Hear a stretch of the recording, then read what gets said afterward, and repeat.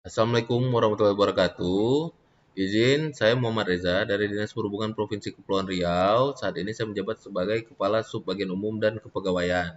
Saya untuk mencoba menjelaskan tentang model pengembangan organisasi. Dalam hal ini saya menggunakan model Burke-Levin dan Berlian-Levitt. Model pengembangan organisasi adalah suatu kerangka kerja atau pendekatan sistematis yang digunakan oleh organisasi untuk meningkatkan efektivitas dan kesehatan organisasi. Model-model ini akan membantu organisasi dalam mencapai tujuan-tujuan pengembangan seperti meningkatkan produktivitas, mengatasi masalah komunikasi, memperbaiki budaya organisasi, dan mengelola perubahan. Model yang pertama adalah model Burke-Levin. Model Burke-Levin adalah kerangka kerja yang digunakan untuk menganalisa organisasi dan perubahan dalam organisasi.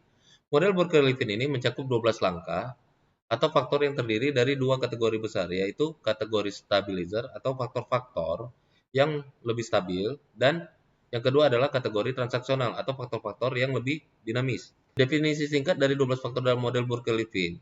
Di dalam stabilizer itu mencakup tentang struktur organisasi, kepemimpinan, budaya organisasi, sistem manajemen, strategi, sistem kerja, dan status kerja, yang mana hal ini terkait dengan mencakup hierarki, bagian organisasi, dan bagaimana tanggung jawab dan wewenang diberikan dalam organisasi. Dalam hal kepemimpinan, ini terkait dengan gaya kepemimpinan dalam organisasi. Adapun budaya organisasi terkait dengan nilai-nilai, norma, dan budaya yang diganut oleh suatu organisasi. Sistem manajemen ini berguna terkait dengan perencanaan, penganggaran, pengukuran, dan pengendalian dalam suatu organisasi. Strategi ini terkait dengan visi, misi, tujuan, dan rencana organisasi. Sistem kerja terkait dengan struktur tugas dan bagaimana cara tugas itu dapat terorganisir dengan baik. Dalam kategori transaksional atau faktor-faktor lebih dinamis, mencakup tentang motivasi karyawan, komunikasi, konflik dan perubahan, sistem penghargaan, kinerja karyawan dan praktik kualitas, serta faktor eksternal. Motivasi karyawan ini diperlukan terkait dengan seperti insentif dan pengakuan. Kalau komunikasi ini terkait dengan bagaimana cara berkomunikasi antar departemen dalam suatu organisasi. Konflik perubahan ini terkait dengan bagaimana cara organisasi mengelola konflik dan merespon suatu perubahan yang terjadi. Sistem penghargaan ini sangat berguna untuk memberikan penghargaan dan insentif kepada karyawan-karyawan yang berprestasi.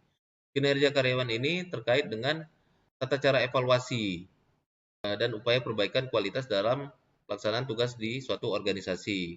Faktor eksternal ini mencakup tentang perubahan dalam peraturan pemerintah dan persaingan suatu industri. Model Burke-Levin menekankan bahwa kedua faktor, yaitu faktor stabilizer dan faktor transaksional ini sangat mempengaruhi dalam menganalisa kinerja dan merencanakan perubahan yang lebih efektif. Contoh kasus di dalam model Burke-Levin. Faktor-faktor stabilizer itu hasil analisa masalahnya terkait dengan misalkan struktur organisasi. Perusahaan memiliki hierarki yang kuat dengan banyak lapisan manajemen yang menghambat aliran informasi.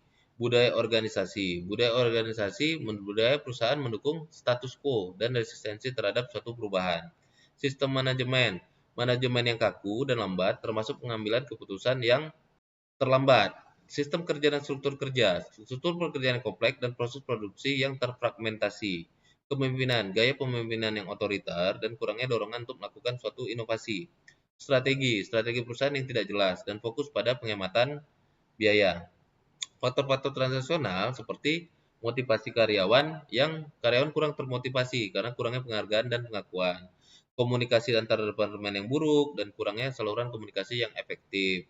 Perusahaan sering mengalami konflik internal dan perubahan yang tidak dikelola dengan baik. Sistem penghargaan tidak memotivasi karyawan untuk meningkatkan kinerjanya. Evaluasi kinerja tidak objektif dan kurangnya upaya perbaikan kualitas suatu organisasi. Lingkungan persaingan yang semakin ketat dan perubahan dalam regulasi pemerintah. Hasil analisa menggunakan model Burke-Levin dapat dilihat dengan kita melakukan identifikasi masalah kunci. Dalam contoh yang kita sebutkan sebelumnya adalah struktur organisasi yang kompleks, budaya resisten terhadap perubahan, dan sistem manajemen yang kuno. Identifikasi hubungan kausal. Hubungan antara faktor-faktor stabil dan transaksional dapat diidentifikasi. Misalnya, struktur organisasi yang kompleks mempengaruhi komunikasi yang buruk. Prioritaskan perubahan. Perusahaan memutuskan untuk mengubah struktur organisasi menjadi lebih fleksibel serta mempromosikan budaya yang mendukung inovasi. Implementasi perubahan. Perusahaan mengambil langkah-langkah untuk merubah struktur organisasi, mempromosikan budaya inovasi, dan memperkenalkan proses manajemen yang lebih efektif dan efisien. Evaluasi dampak. Setelah perubahan diimplementasikan, perusahaan dapat memantau kinerja untuk melihat apakah ada perbaikan dalam produktivitas, komunikasi, dan kepuasan karyawan. Selanjutnya kita akan membahas tentang model Berlian-Levitt. Model Berlian-Levitt juga dikenal sebagai model sistem Levitt, adalah kerangka kerja untuk memahami perubahan organisasi. Model Berlian-Levitt ini menekankan keterkaitan 4 komponen utama, yaitu struktur, tugas, orang, dan teknologi. Model ini membantu menganalisa bagaimana perubahan satu area dapat mempengaruhi area lain dan cara mengelola dampak secara efektif. Strukturnya komponen tersebut sebagai berikut. Struktur. Satu, mengacu pada hierarki formal organisasi, hubungan pelaporan, dan bagaimana pekerjaan dibagi dan dikoordinasikan. Tugas. Mencakup aktivitas kerja spesifik yang perlu dilakukan dalam organisasi. Dalam OPD kita mungkin dikenal sebagai tugas pokok dan fungsi. Rakyat. Ini termasuk karyawan, staf, skill atau keterampilan, pengetahuan yang terbarukan, sikap dan perilaku dalam organisasi. Teknologi mengacu kepada alat, sistem, dan proses yang digunakan untuk melakukan tugas. Model Berlin-Levitt menyoroti bahwa 4 komponen ini saling bergantung, yaitu struktur, tugas, staf, dan juga teknologi. Model ini dapat dilakukan untuk contohnya memperkenalkan teknologi baru.